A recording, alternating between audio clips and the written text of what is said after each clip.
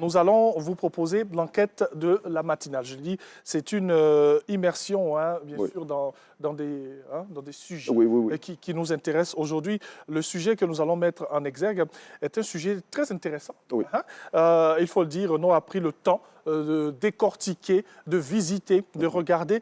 Alors, le sujet que nous avons proposé aujourd'hui dans l'enquête de la matinale est une enquête sur la construction du nouveau marché Roxy d'Adjamé, un projet qui est au cœur d'une vive polémique, donc un marché tant attendu par des femmes qui ont souscrit pour des places dans ce marché. Point de suspension, on regarde l'enquête et on revient dans quelques instants. Nous sommes sur le site du nouveau marché Gouro Roxy d'Adjamé, un marché dont la construction est au cœur d'une vive polémique. Polémique suscitée par le non-respect du délai initialement prévu par Dipimo, le constructeur, pour la livraison de l'ouvrage aux commerçants. Conséquence, la Comagua se retrouve divisée en deux blocs. D'un côté, ceux qui estiment qu'après avoir traversé des difficultés, le constructeur, donc Dipimo, a désormais les moyens de conduire le projet jusqu'à son terme. Et de l'autre, ceux qui ne veulent plus rien entendre et qui ne demandent qu'une seule chose, l'annulation pure et simple du contrat qui lie la Comagua à Dipimo.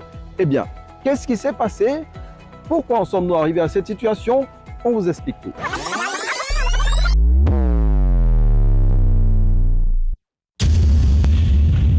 Jeudi 13 janvier 2022, pose de la première pierre du nouveau marché Gouro d'Adjamé Roxy par Farikou Soumaoro, maire de la commune d'Adjamé. 18 mois, c'est le temps que doit durer la construction de ce marché, estimé à 13 milliards de francs CFA. C'est le lieu aujourd'hui de dire que nous commençons cette belle œuvre qui va s'étendre dans les autres quartiers d'Adjamé. Tous les espoirs des commerçants de ce marché qui espéraient avoir un nouvel espace commercial en moins de 3 ans vont être douchés car les choses ne vont pas se passer comme prévu. Premier couac, un réseau d'assainissement situé sur le site du chantier qui n'avait pas été pris en compte par les études préliminaires et d'autres facteurs qui, selon le promoteur, sont indépendants de sa volonté. Aujourd'hui, nous n'avons pas accusé le retard parce que nous le voulons.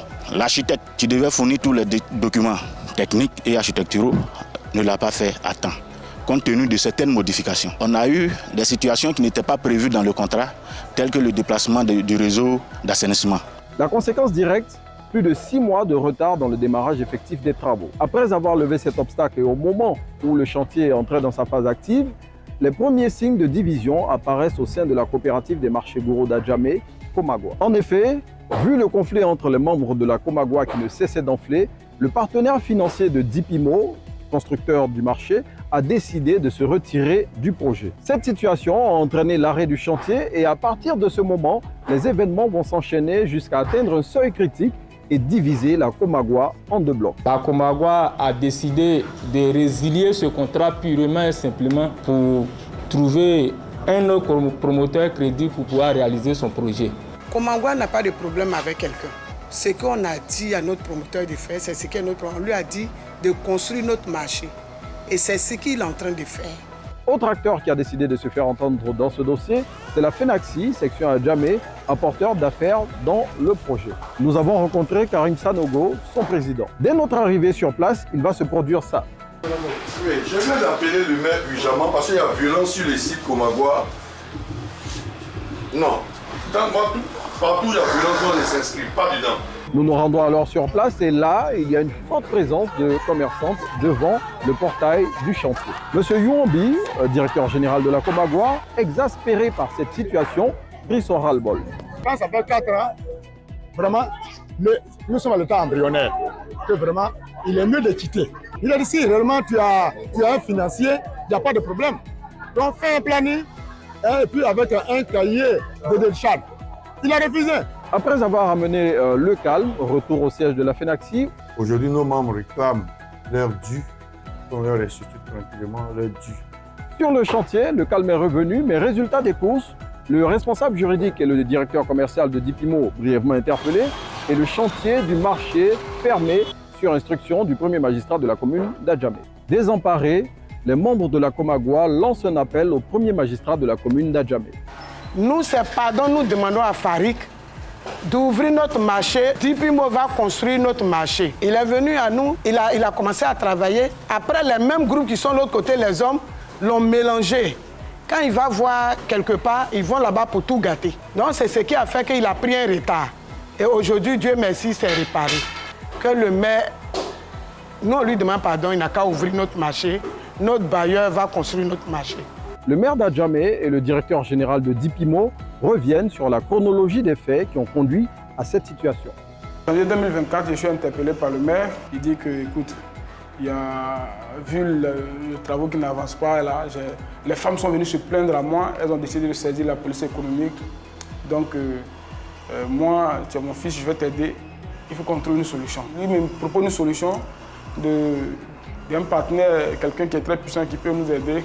Et il me demande de dire combien je veux, et comment je veux pour qu'on me donne et que je quitte le projet. Parce que le monsieur qu'ils ont vu refuse d'associer son image à mon image. Je lui ai dit, ok, j'ai compris. J'ai donné rendez-vous au maire pour dire qu'il me laisse une semaine après, je vais venir répondre à sa demande.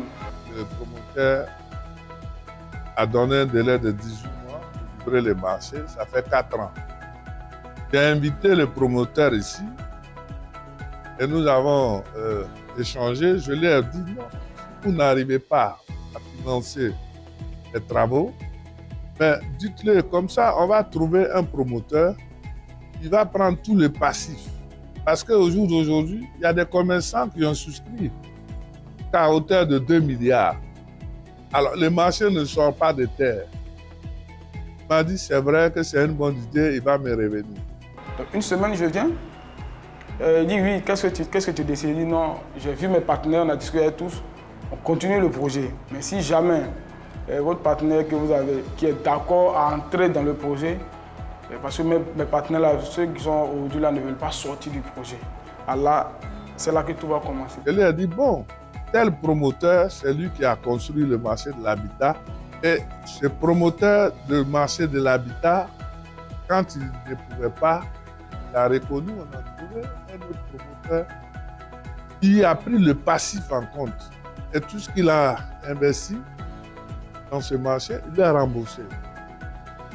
Et je lui ai dit que ça sera la même chose. Il passe derrière moi, ça va voir ce promoteur-là. Le promoteur lui a dit, mais dans la commune d'Adjamé, moi je ne peux pas traiter avec vous sans le maire. Le maire m'a déjà parlé de ce problème. Depuis ce jour-là, quand on l'appelle, il ne vient pas. Dans tous les cas, il faut qu'on trouve la solution pacifique. Parce que l'arrêt des travaux ne bénéficie pas à Dipimo carrément. Parce que les employés sont séquestrés sur le chantier, c'est fermé, savoir comment sortir. Il faut les payer, il faut les nourrir, il faut tout ça. C'est Dipimo qui en paie les coûts. La coopérative Komagwa, je l'ai trouvée soudée. Je ne veux pas être l'objet de quelqu'un qui est venu diviser leur coopérative. Donc je leur demande à la présidente, la vice-présidente, son équipe d'accepter les autres. Nos clients, les souscriptrices et souscripteurs, on leur demande d'être rassurés, de nous faire confiance. On va utiliser tous les voies et moyens possibles. Échanger avec notre papa, M. le maire, pour véritablement trouver une solution rapide. Le dossier étant devant les juridictions, moi j'en appelle à la justice pour qu'une solution soit trouvée rapidement. Auquel cas d'autorité, nous serons obligés de faire appel à un autre promoteur. En attendant que la justice se prononce sur l'affaire, chacun des protagonistes campe sur ses positions au grand désarroi des commerçants qui devront attendre encore longtemps avant d'intégrer le nouvel espace commercial moderne qui leur avait été promis.